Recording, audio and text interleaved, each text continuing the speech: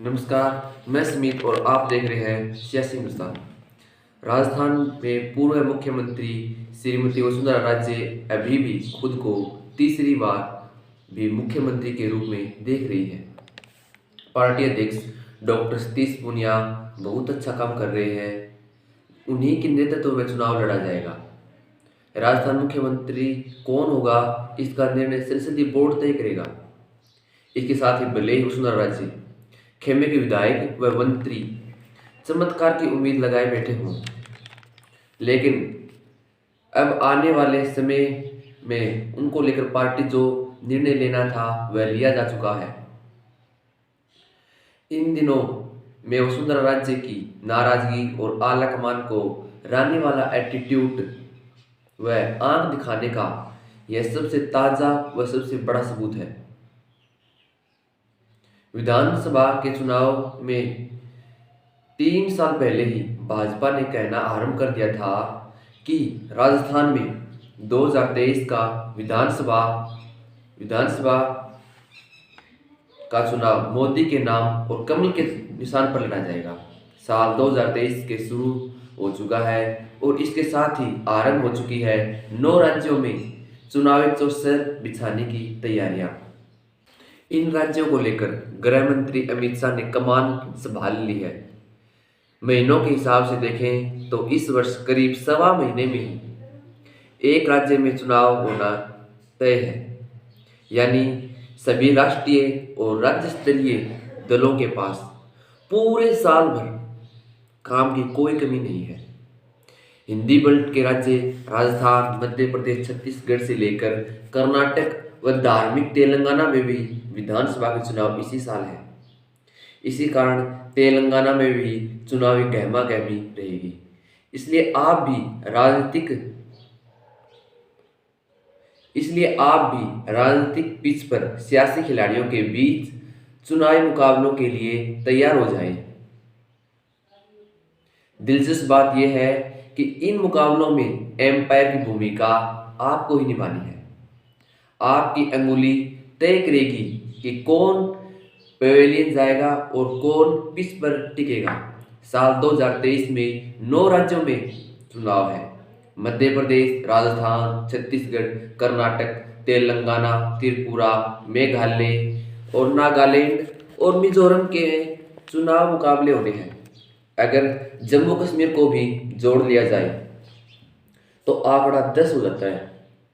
इन राज्यों के नतीजे 2024 के लोकसभा चुनाव में मनोवैज्ञानिकों का कहना है कि बढ़त क्या काम आएगी। हालांकि यह नहीं कहा जा सकता कि 2023 के रिजल्ट 2024 के लोकसभा चुनाव में समीकरण तय करेंगे, क्योंकि पिछले विधानसभा के नतीजों का लोकसभा चुनाव पर उल्टा असर देखने को मिला। राजस्थान, मध्य प्रदेश जैसे राज्य इसके उदाहरण हैं, जहां पर विधानसभा में कांग्रेस व लोकसभा में भाजपा ने चुनाव जीते हैं। साल 2018 में कांग्रेस ने राजस्थान, मध्य प्रदेश के लोकसभा चुनाव में, भाजपा ने इन राज्यों में लगभग हर सीट पर जीत दर्ज की।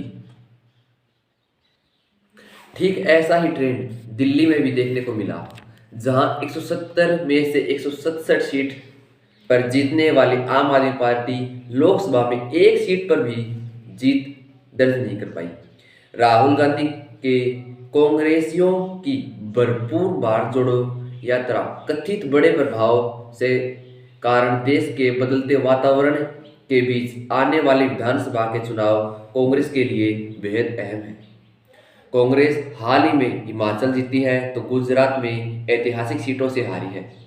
लंबे समय के बाद मध्य प्रदेश में सरकार बनाने के बाद केवल 15 महीनों के बाद भाजपा को सत्ता सौंपनी पड़ी। अब मजबूर हुई कांग्रेस सत्तारूढ़ होने के कारण छत्तीसगढ़ व राजस्थान में वापसी की उम्मीद लगाए बैठी है। हालांकि विपक्ष में होने के बाद भी कर्नाटक व मध्य प्रदेश में भी कांग्रेस पूरा दम लगाएगी, क्योंकि कर्नाटक में भाजपा के अंतर कलह से जूझ रही है। मध्य प्रदेश में एंटी गवर्नमेंट प्रोडक्ट्स को लेकर कांग्रेस फिर से अपनी जीत दर्ज कराने में लगी है, मगर हाल ही में गुजरात में चुनावी हार से कांग्रेस बौखलाई हुई है। भाजपा को प्रचंड बहुमत के कारण, जबकि जहां पार्टी 27 साल से भी सत्ता में है, ऐसे में कांग्रेस सिर्फ सत्ता विरोधी लहर की भरोसे नहीं रह सकती। इसको अपना पूरा दम दिखाना होगा, भले ही वह 2018 में किए गए वादों, कर्ज माफी वादों को जोश क्यों ना हो। साल पीपुल्स पार्टी के साथ गठबंधन की सरकारें चला रही है। भाजपा इसमें खुश है। भाजपा इससे खुश हो सकती है कि 2022 में उसने 5 राज्यों यूपी, उत्तराखंड, गोवा, मणिपुर और गुजरात में चुनाव में जीत दर्ज की। मगर इससे भी कोई इनकार नहीं कर सकता कि यहाँ पर प्रधानमंत्री नरेंद्र मोदी का जादू चला है। लोक नीति CSDS का सर्वे कहता है कि इन राज्यों में 5 साल में बेरोजगारी व महंगाई तेजी से बढ़ी है। औसतन 75% लोगों ने बेरोजगारी और 85% लोगों ने बढ़ती कीमतों की बात मानी है। इसके बावजूद लोगों ने भाजपा को वोट दिया है, क्योंकि अब भी प्रधानमंत्री मोदी पर उनका भरोसा कायम है। मगर ये भी सच है, विधानसभा चुनाव में स्थानीय फैक्टर ज़्यादा मायने रखते हैं। यही वजह रही कि जिन राज्यों में बीजेपी अंदरूनी कलह से जूझ रही है, वहां पर भाजपा को चुनाव में चुनौतियों का सामना करना पड़ा। मोदी मैजिक के कारण स्थानीय दम पर गुजरात में प्रचंड बहुमत पाने वाली भाजपा स्थानीय मुद्दों का हिमाचल आके बैठी हुई है। तेलंगाना राष्ट्रीय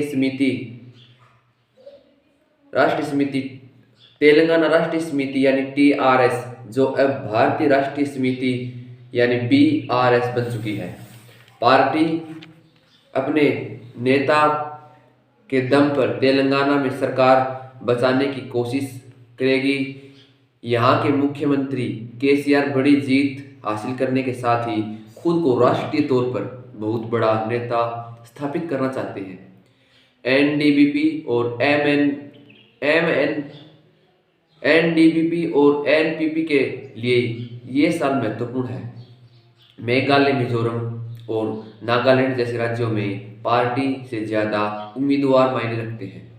क्षेत्रीय दलों के लिए 2023 में यहाँ पर जीतने के लिए अच्छे अवसर हैं।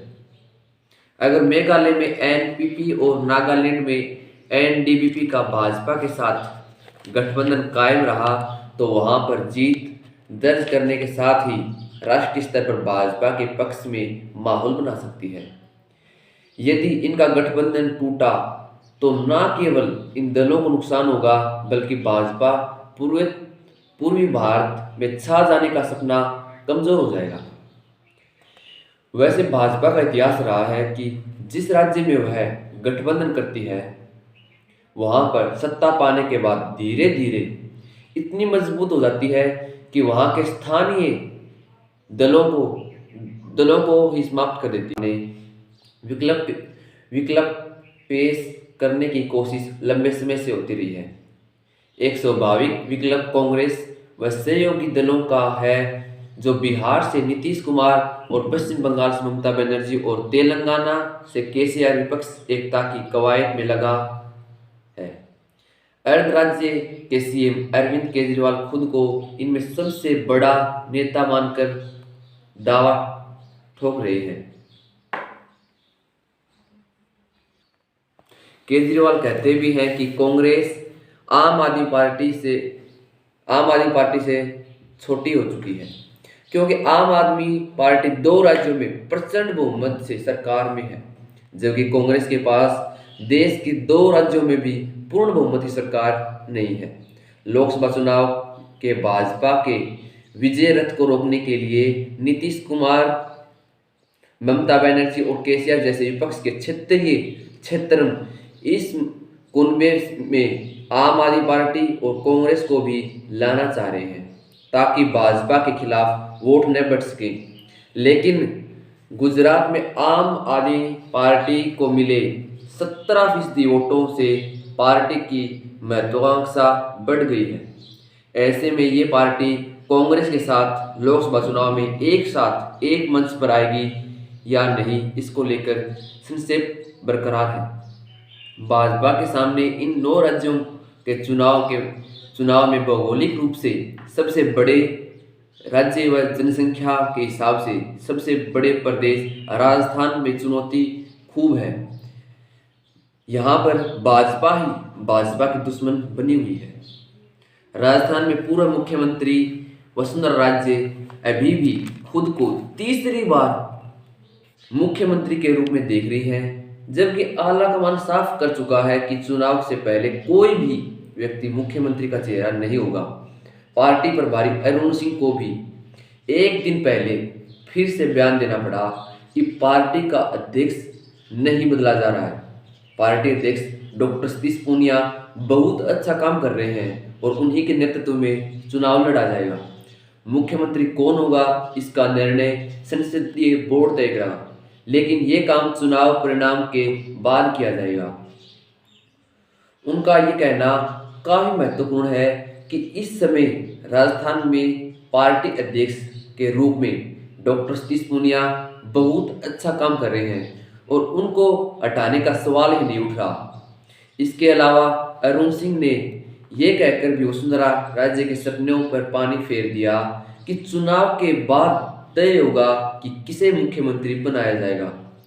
ऐसे ही लेटेस्ट न्यूज़ पाने के लिए आप हमारे सियासी हिंदुस्तान चैनल को लाइक एंड शेयर सब्सक्राइब करें। जय हिंद, जय भारत।